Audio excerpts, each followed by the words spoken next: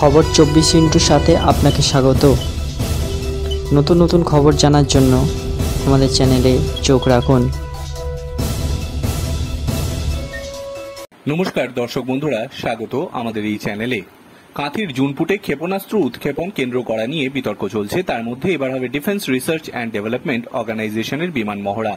আগামী 17 থেকে 19 জুলাই এবং 24 থেকে 26 জুলাই দুই দফায় এই মহড়ার জন্য মৎস্যজীবীদের 6 দিন সমুদ্রে যেতে নিষেধ করা হয়েছে।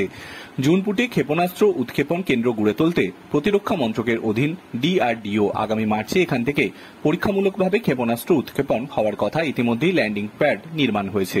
পাশে উপকূলবর্তী বাহিনীর রেডার নির্মাণেরও শেষের পথে, তবে স্থানীয়দের বাধায় সীমানা প্রাচীরের কাজ বারবার আটকেছে। তার পূর্বে পূর্ব মেদিনীপুর মৎস্যজীবী ফোরামের চিঠি দিয়ে ডিআরডিও আশ্বস্ত করেছেন জুনপুটে ক্ষেপণাস্ত্র উৎক্ষেপণের জন্য নতুন করে জমি অধিগ্রহণ করা হবে না। ওই এলাকায় সংলগ্ন খালও মৎস্যজীবীরা ব্যবহার করতে পারবেন। 2 মাসের ব্যান পিরিয়ড শেষে গত 15 জুন শুরু হয়েছে সমুদ্রে মাছ ধরার মরশুম। মাস ঘুরতে না ঘুরতেই বিমান মহড়ার জন্য 2 দফায় 6 দিন ফের সমুদ্রে মাছ ধরায় নিষেধাজ্ঞা জারি করেছে মৎস্য দপ্তর।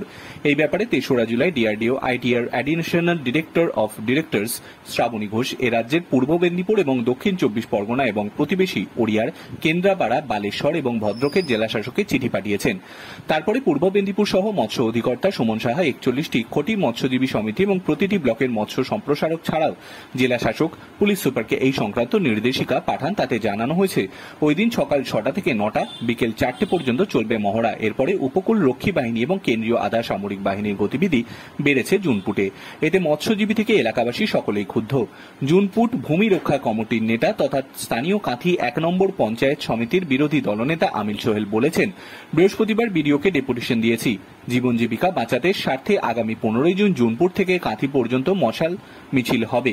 দক্ষিণবঙ্গ মৎস্যজীবী ফোরামের সভাপতি দেবাশিস শ্যামলের দাবি, গণতান্ত্রিক দেশে কোন রকম আলোচনা ছাড়াই মৎস্য দপ্তর এইভাবে সমুদ্রে মাছ ধরা বন্ধের নির্দেশ দিতে পারে না। এর ক্ষতিপূরণই বা কারা দেবে? ডিআরডিও লিখিত আশ্বাস নিয়ে প্রশ্ন রয়েছে। এই প্রসঙ্গে মৎস্য অধিকর্তার বক্তব্য, সময় কম থাকায় আমরা সবাইকে লিখিতভাবে জানিয়েছি। এখন মৎস্যজীবী সংগঠনগুলি আপত্তি করলে তা ঊর্ধ্বতন কর্তৃপক্ষকে জানাবো। Bureau report.